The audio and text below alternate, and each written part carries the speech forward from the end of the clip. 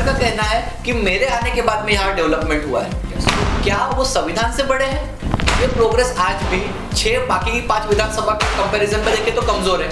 यहाँ के लड़के को 8,000 रुपए से बुट्टीपुरी में जाके काम करना पड़ रहा है। हमारा सबसे पहला मुद्दा शिक्षा का है। आप कहते हो कि मैंने यहाँ पालक मंत्री रहा हूँ, मैं यहाँ केंद्रीय मंत्री, मैं राज्य मंत्री रहा हूँ, तो आपने कितने स्कूलों का उद्घाटन किया, उसकी आप खुलासा उत्तर नागपुर की जनता के सामने करें।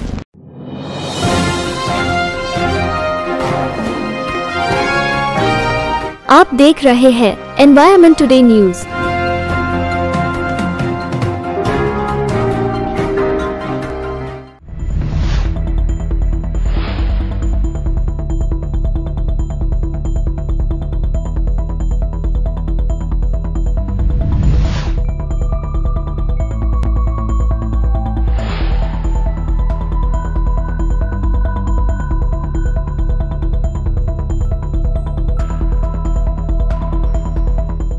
नमस्कार, मैं विमोक्ष इन्वायरमेंट टुडे में आपका स्वागत करता हूँ।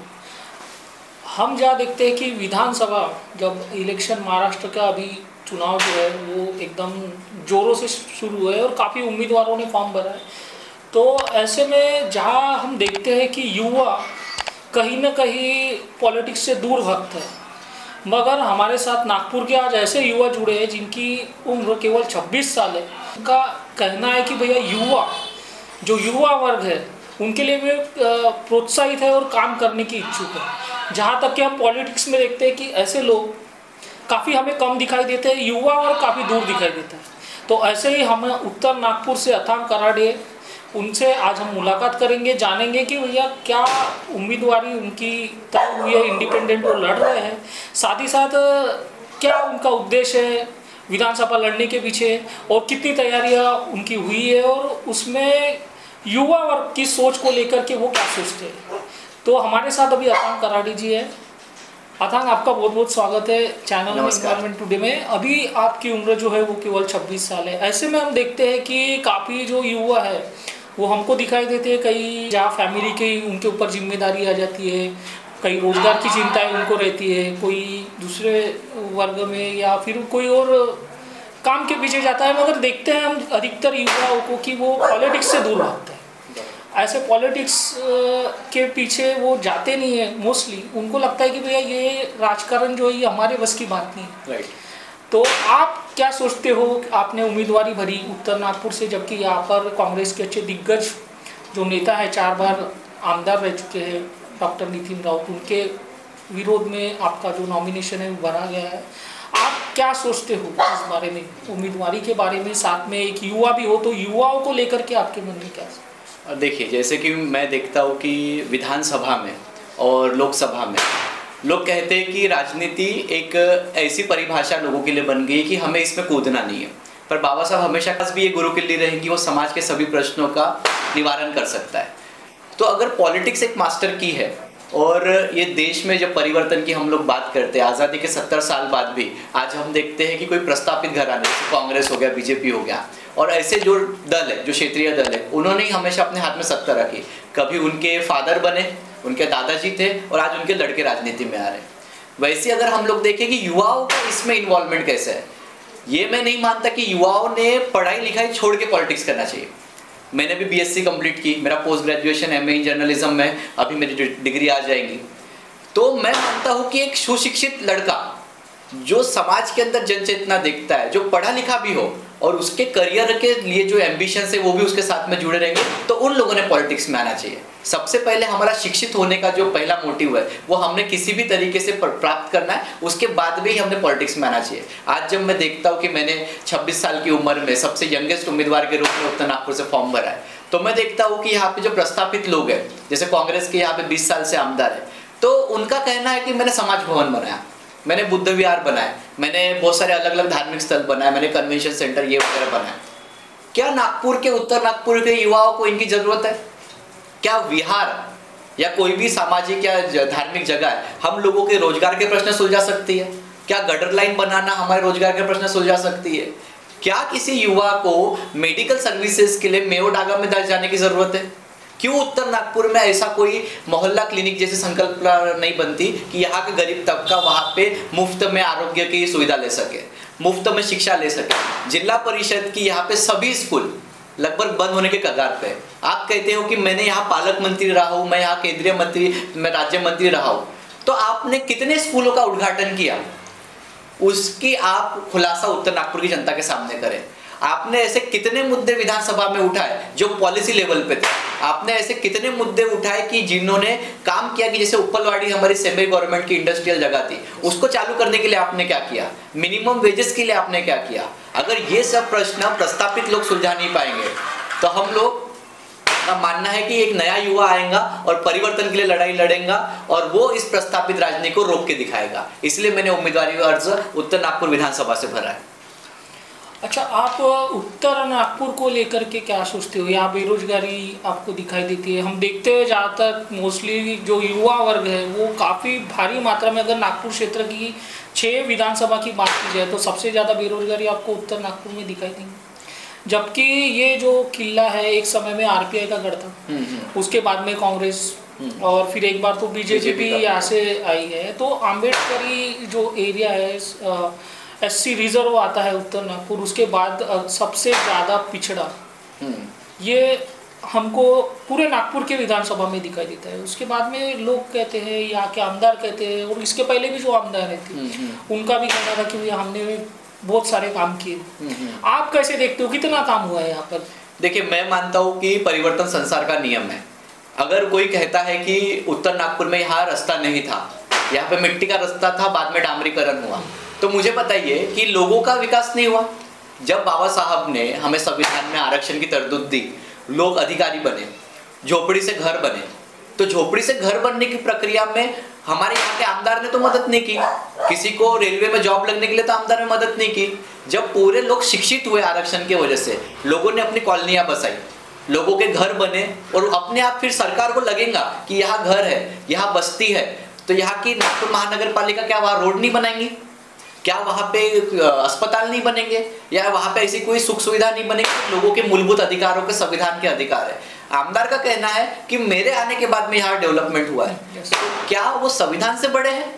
क्या वो अपने आप को संविधान की तरतूद से बड़ा मानते हैं कि कहते हैं कि मेरे आमदार बनने के बाद में विकास हुआ है? अगर ये विकास हो रहा है तो ये संवैधानिक तरतूद है। एक आमदार का काम है उस निधि का आवंटन करना, उस निधि को लाना, विधानसभा में लोगों के मुद्दे उठाना। अगर आज का जो हम लोग जो यहाँ पे प्रोग्रेस देख रहे हैं, ये प्रोग्रेस आज भी 6 बाकी 5 विधानसभा के कंपैरिजन में देखे तो कमजोर है। यहाँ के लड़के को 8,000 रुपए से बुट्टी बोरी में जाके काम करना पड़ रहा है। यहाँ के युवक को कभी उसके पुलिस स्टेशन में उसकी कोई केस हो जाए तो उसे पुलिस अधिकारियों से लड़ना पड़ता है कि उसकी केस वहां पे रजिस्टर्ड हो। दारू की सबसे ज्यादा दुकानें आपको उत्तर नागपुर में मिलेंगी।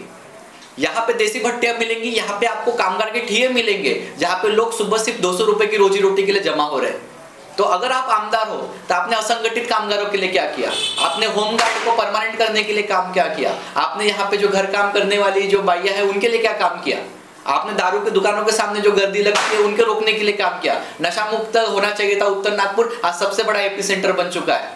तो इन चीजों के ऊपर आप ध्यान नहीं देते और कहते हो कि मुझे विधानसभा भेजो। तो आज का युवा क्या मैं आपके लिए तैयार रहेगा?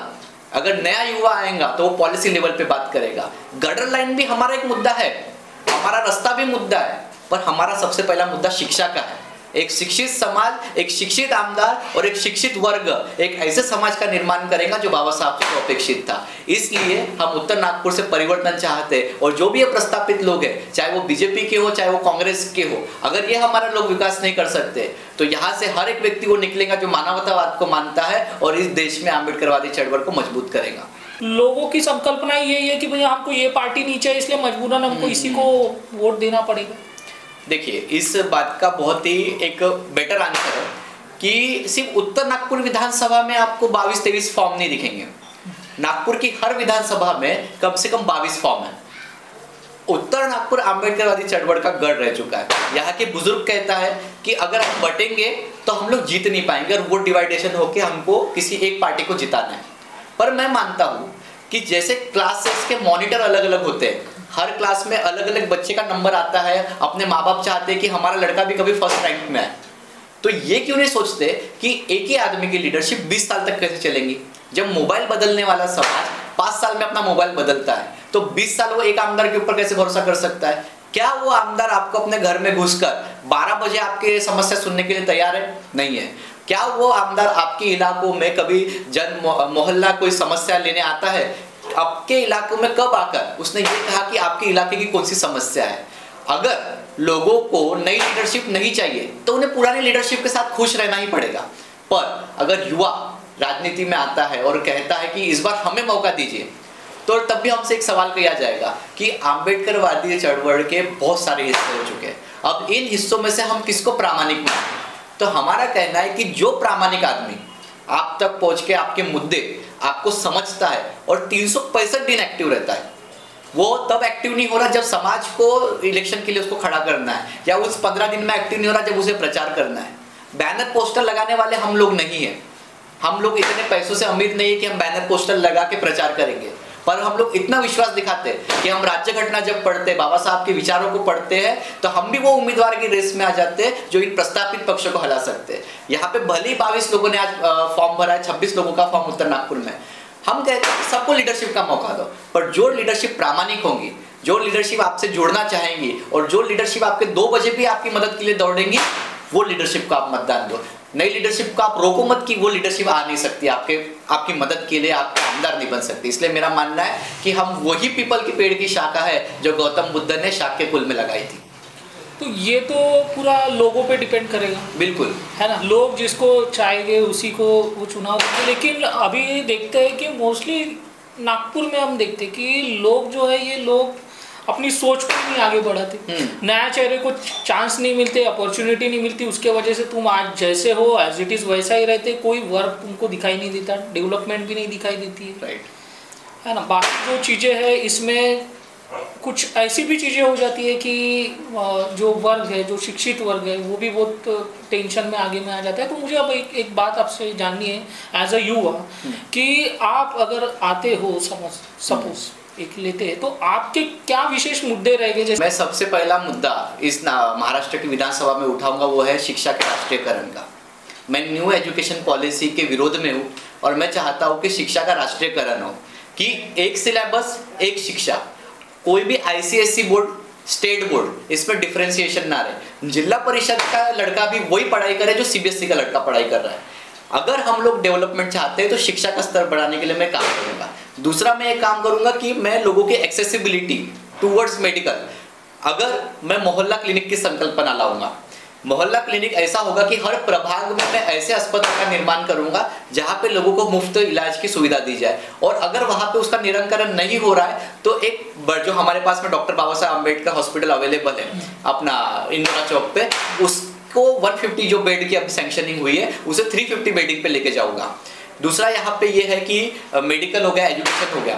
तीसरा हम लोग यहाँ पे जो इंडस्ट्रियल जोन है इसकी डिमांड करते हैं, और मेरी चौथी डिमांड रहेगी कि हम लोग 24 घंटा व्यापार इसके ऊपर काम करने जा रहे हैं, कि हम लोग चाहते हैं कि रात में भी वो जोन जहाँ पे NOC मिलेगी हमें प्रशासन की, गृह मंत्रालय की, वहाँ पे हम लोग 24 घंटे रोजगार की सुविधा युवकों को देंगे।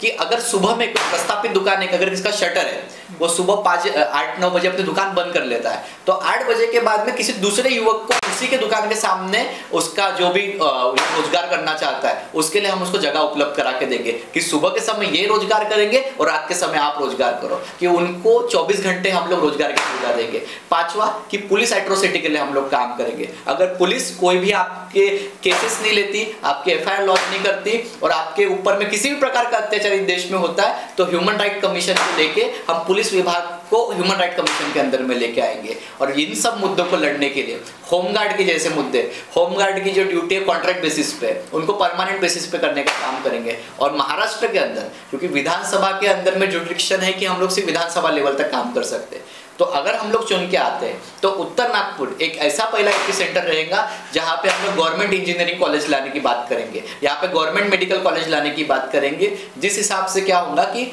मध्य प्रदेश से लोग आते हैं नागपुर में, बुट्टी बोरी से आते हैं, भंडारा से आते हैं, अमरावती से आते हैं, तो अगर वो लड़के डायरेक्ट उत्तर नागपुर में आके पढ़ाई करेंगे तो उससे क्या होगा कि जो बाकी लोग हैं उनके बीच में एक बिजनेस का माहौल बनेगा, कि वहाँ पे आया हुआ हॉस्टल का युवक वहाँ पे मेस करेगा, वहाँ पे रहने की कोशिश करेगा, हॉस्टल की सुविधा डेवलप होंगी, और लड़के जब यहाँ पे आएंगे इंजीनियरिंग कॉलेज में पढ़ाई करेंगे तो वो नए नए चीज़ों का इनोवेशन करेंगे। तो सबसे पहले मेरी प्राथमिकता है कि गवर्नमेंट इंजीनियरिंग कॉलेज ये उत्तर नागपुर में आपको देखने को मिलेगा। और बाकी जो जितने भी हमारे मुद्दे हैं वो इन सबके साथ चलेंगे, शिक्षा को लेके चलेंगे, गटर लाइन, सीवर लाइन और ये बाकी जो मुद्दे गार्डन बनाने के, ये मुद्दे नागपुर इंप्रूवमेंट ट्रस्ट के हैं, वो उनके हाथ में रहेंगे। कहाँ लगेगा उसके लिए निधि लाने का मैं प्रयास करूंगा, पर ये बाकी मुद्दे हैं जिनको पॉलिसी लेवल की जरूरत है उसको मैं विधानसभा में उठाने का काम उत्तर नागपुर विधानसभा से करूंगा। अच्छा, अभी एज ए यंग आप प्रचार भी आपने शुरू कर दिया है, तो लोगों का कैसा रिस्पांस आ रहा है? एक as a young, as a youth आपको देख रहे हैं, राइट, तो लोग आपके यानी कितना आपको सपोर्ट मिल रहा है? देखिए, मैं जब ऐसा नहीं है कि हम लोग पहली बार लोगों में जा रहे हैं, हम 365 दिन लोगों के बीच में धम्मस अखाड़ या ऐसे इवेंट के माध्यम से रहते हैं जिसमें हम लोगों के अंदर जनचेतना के लिए काम करते हैं। जब मैं पत्रकार के रूप में भी काम करता हूँ तो मैंने लोगों के बीच में जब अभी मैं जा रहा हूँ कि मैं एक युवा के तौर पे यहाँ फॉर्म भर रहा हूँ, पहले लोग थोड़े हिचकिचाते हैं कि एक युवा कैसे विधानसभा का चुनाव लड़ सकता है, पर जब मैं उन्हें अपने मुद्दे समझाता हूँ, जब मैं उन्हें बताता हूँ कि मेरा मोटिव क्या है एक्चुअल में विधानसभा जाने का, तो लोग कनेक्ट हो रहे हैं। लोगों के पास में इतने दिन से चेहरा नहीं था, पर आज उनके पास में जब चेहरे पहुंचेंगे, उनके घर तक ये सिंबल पहुंचेगा, तो मैं मानता हूँ कि उत्तर नागपुर की जो जनता है वो मुझ पर विश्वास रखेंगी और एक अम्बेडकराइट, एक मानवतावादी युवक को विधानसभा में पहुंचाने के लिए पूरे जनमत के साथ तैयार रहेगी।